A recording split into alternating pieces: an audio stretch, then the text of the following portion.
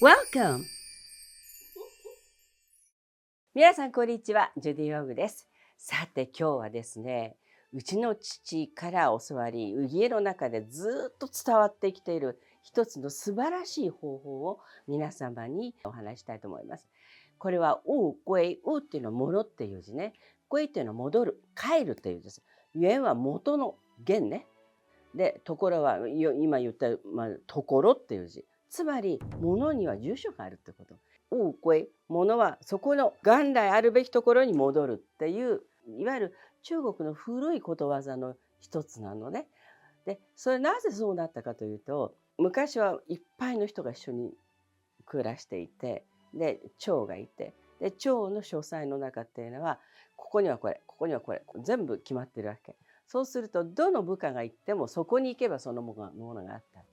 でうちの父が実はそれをやってたんですね。全世界飛び回って仕事してたから、大変だわ、あのハンコをつかなきゃいけない。お父さんに電話すると父がパパの書斎に行って本棚がある、右に本棚があって、2つ目の本棚の下から3つ目の引き出しを開けると右側の袋に入っているのがその印鑑だよって教えてくれたんですね。でこれは父がそういうふうにしてなかったらそこにたどり着けないし、この物事は解決できなかった。でその時父から教わったのが物归原处、物は何でも元のところに戻る。つまりそこに住所があるんだよ、何でもそこに住所があるんだよっていうことを教えてもらったんですね。あれは自分が実体験してるか、そういうことかと思って、私は自分の生活の中でお衣装のところはここ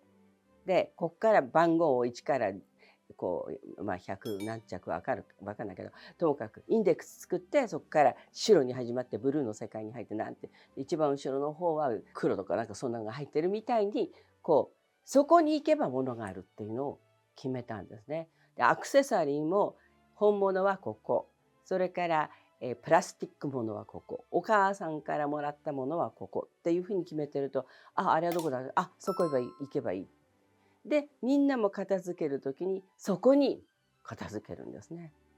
で分かんない時は「これ分かりません」って書いてあるわけ。じゃあもう一回みんなで予習しましょうね、これはここですよって言って、そこに引き出しに到達すると、みんながそこに直せばいいんだ、じゃあこの次はそこからまた取ればいいんだっていうふうに分かるわけです。だからそうですね、スカーフもある場所にもう入ったら左側を見て2つ目の大きい棚の真ん中の引き出しですって言えば大体みんなわかる。そういうふうに物归原处、物事は何でも元のポジションに戻すっていう。でこれはね、一つ絶対大切なことがあるの。みんなそれをしなきゃいけないということ。みんなが同じことをしなきゃいけない。一人が違うところによると、これ100人が探すんですね。中国からも伝わってきてる一个人啃百人追、一人が置いたら100人の人が探すっていうことわざがあるんだけれども、これが住所が決まってれば100人ともそこの住所に行くわけですよね。そういうふうな、昔からの教えを、今日はちょっと皆様にお教えをしました。みんなそれで助かってるのね。である日面白いお話をしましょう。これはですね、うちの先代のアイリスちゃんのまた一つ上のパールちゃんというワンコちゃんがいました。まだうちに来たばっかりの、新しい社員がですね、何それはそこよそこそよって私が言ったんですけど、全部覚えられないじゃないですか、いっぺんに。私もちょっといっぱい言い過ぎちゃったと思うんですけど、さてあれはどこにあったかね、ストッキングのつながりのお洋服はどこだったかしらって言って、って考えたら、そのパールちゃんが顔を見て「ついてらっしゃい」ってやったんですって。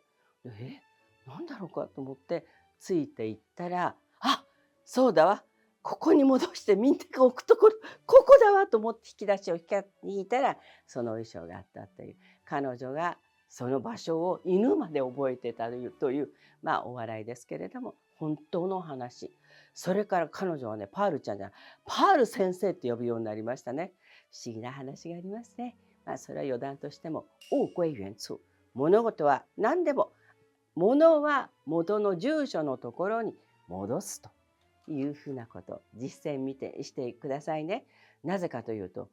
すごく効率がいいから。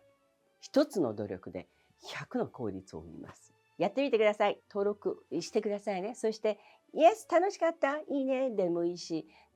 どっちでもいいけど、いいねがいいなと思います。そしてまたこのチャンネルを見てください。今日はありがとうございました。それでは今日はここら辺で。チャオ